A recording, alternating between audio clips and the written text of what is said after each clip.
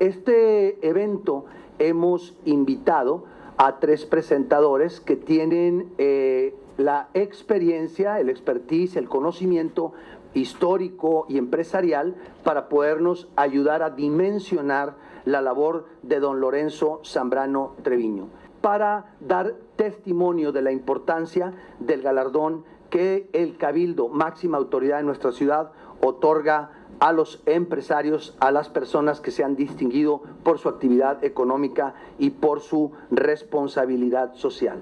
El maestro Fernando Margain. Su contribución va más allá del tema empresarial. Es una persona que entendió que se viene a la vida a servir. Y su participación en la comunidad en diferentes temas, que el desarrollo de las personas es muy importante a través del arte, y por eso también estuvo muy involucrado a través de Marco. En el 2011, cuando fue la crisis de seguridad, todos recordamos cómo vivíamos en esas épocas, y muchos de los ciudadanos decidieron irse fuera. Y fue él, y voy a citar porque me parece algo muy importante, fue algo, yo creo que contundente, pero hablaba mucho de lo que era él. Él dijo en un tuit, dice, fíjense, lo voy a leer y lo voy a citar: quien se va de Monterrey es un cobarde. Hoy hay que luchar por lo que creemos. Tenemos que retomar nuestra gran ciudad. Y ese era su espíritu. Decía él, quédate a defender lo que con tanto esfuerzo construyeron tus ancestros. Pero a él le tocó transformar una empresa regional en una empresa nacional y en una empresa internacional. Y ese proceso, como él trabajó en la planta, decía, ¿por qué no hacemos esta mejora en la operación? Y la mejora, no sé si han visto los camiones que tienen unos trompos, pues antes no existían. Él decía, ¿por qué no los hacemos y los llevamos al lugar donde se hace el trabajo? Y así podemos evitar que estén yendo y viniendo, las mezclas son más rápidas en sitio. Y eso le permitió a Cemex, cuando antes de ser regional, que fue comprando otras empresas, le permitió ser más competitiva y ganar el mercado. Toca el turno de participación al cronista de la ciudad de Monterrey, al ingeniero Leopoldo Espinosa Benavides. Los Zambrano llegaron a tierras reineras durante el gobierno de Martín de Zavala, que inicia en 1625 y termina en 1664.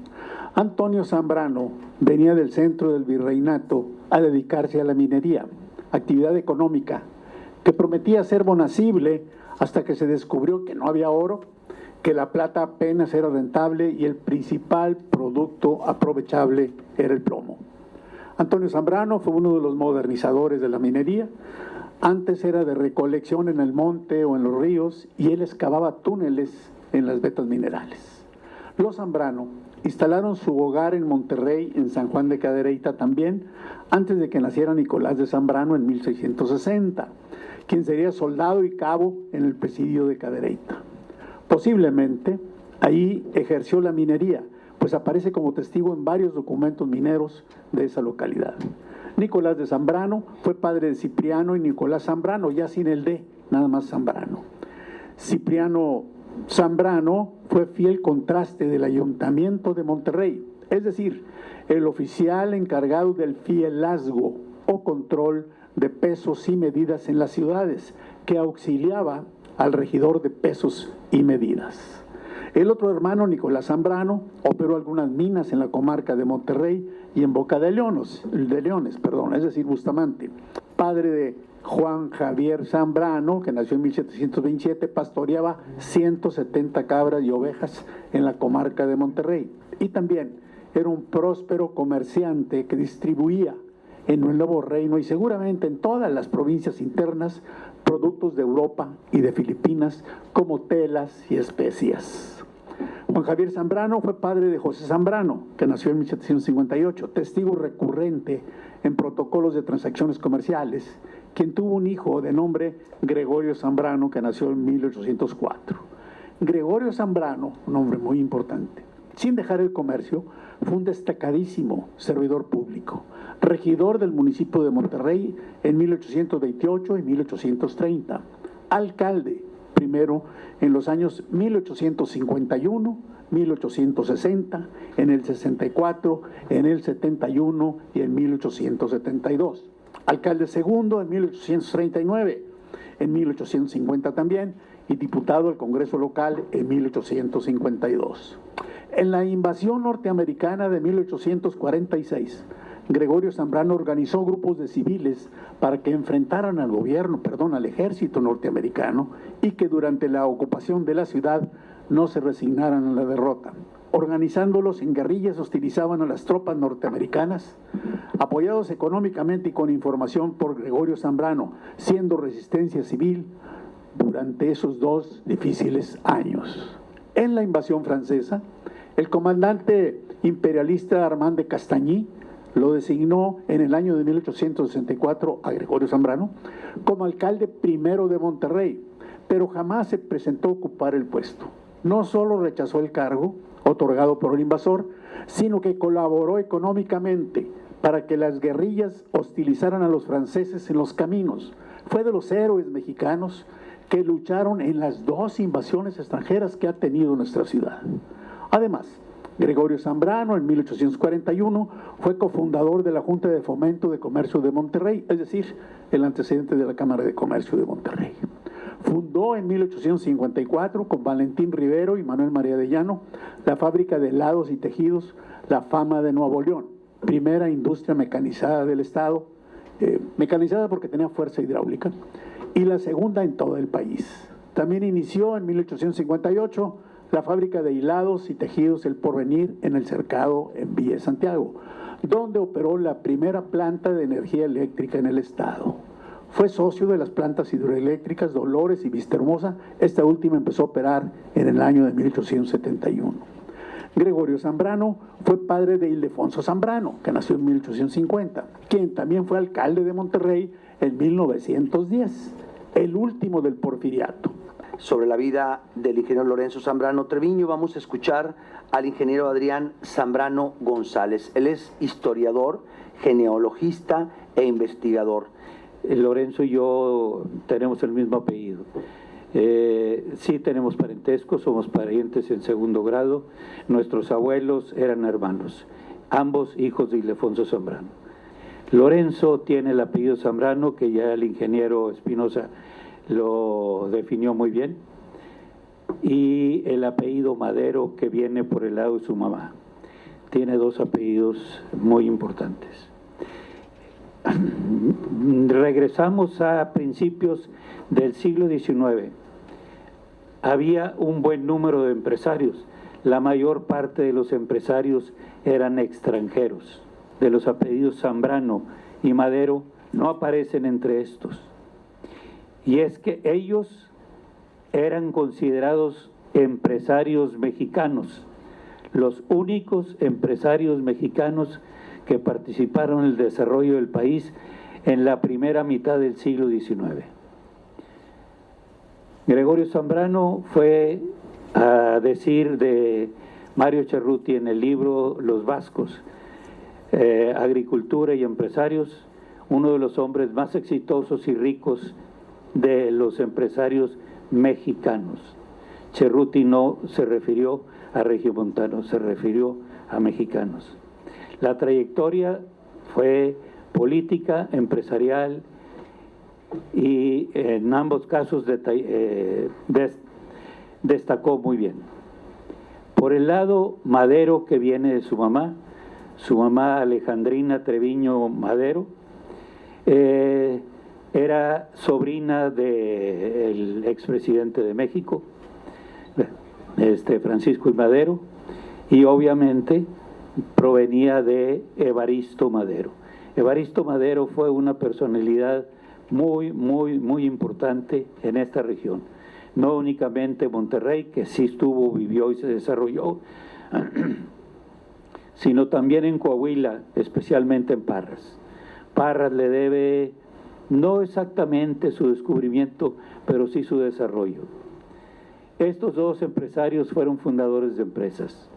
Gregorio Zambrano, no me acuerdo si ya Polo lo había dicho, fundó 2 empresas textileras, Probablemente la primera empresa industrial que se estableció en Monterrey, Nuevo León, fue la Fama de Nuevo León de hilados y tejidos, que se estableció en Santa Catarina en 1854. Hacia 1871, después del éxito que se tuvo en eso, se estableció en el municipio de Santiago, Nuevo León, en la hacienda que estaba ahí ubicada, se estableció la segunda fábrica textil llamada El Porvenir. Zambrano no únicamente quedó en eso, siguió con otras empresas, con sociedades, y estableció también una que fue conocida, La Constancia, que era una empresa azucarera y destiladora. Por el lado de Evaristo Madero, Evaristo Madero fue, aparte de lo que ya dije, político y empresario, fue militar. Él luchó contra la invasión extranjera, luchó contra la invasión norteamericana. Viendo que esos son los antecedentes, yo concluyo una cosa. Lorenzo sacó de ellos y de sus antepasados que mediaban entre uno y otro un carácter muy especial que lo llevó por toda su vida y lo hizo ser un empresario perfeccionista y que se basaba exclusivamente en resultados. Tenía de colaboradores un equipo muy valioso que se dedicaban a aplicar las técnicas informativas, analíticas más desarrolladas e importantes del mundo, de lo que él tuvo. Si no hubiera sido así, no hubiera podido dirigir y obtener resultados de tantas empresas que compró, que dirigió exitosamente. Por el lado de Cemex, creo que ya lo dijo el ingeniero Espinosa también, se inició la empresa cementera en sus primeros movimientos hacia 1906. En 1906 se fundó Cementos Hidalgo, en donde aparecía un norteamericano, Juan F. Brittingham. Después los Zambrano empiezan a fundar Cementos Portland Monterrey, y hacia 1931-32 se unen esas empresas y forman Cementos Mexicanos, que posteriormente sería Cementos Monterrey. Un rasgo muy difícil de entender, pero sin estos antecedentes que he estado dando, sería el periodo de ostracismo a que fue sometido por los administradores de Cementos Mexicanos, que eran los señores Barrera. No tenía Lorenzo la simpatía de ellos y lo fueron marginando, y se pasó alrededor de 17 o 18 años trabajando en Cementos Mexicanos. ¿Cómo pudo resistir tanto? Para mí están los antecedentes Madero y Zambrano, ¿verdad? Y está el hecho de que su abuelo, el primer Lorenzo H. Zambrano Gutiérrez, había sido el fundador de Cementos Mexicanos. Entonces, esos dos factores le permitieron permanecer y prevaleció. Él finalmente obtuvo el reconocimiento, fue adquiriendo diferentes posiciones y llegó en 1985 a convertirse en el director ejecutivo general de Cementos Mexicanos. En esa posición ya se desarrolló totalmente el gran empresario que llegó a ser posteriormente. En 2014, Lorenzo fallece haciendo lo que más le gustaba, trabajando, buscando innovaciones, buscando oportunidades de negocios. 2014, él tenía 70 años de edad, nacido en Monterrey y muerto en Madrid, España. protegió y promovió la protección y el desarrollo de la biodiversidad y las áreas naturales.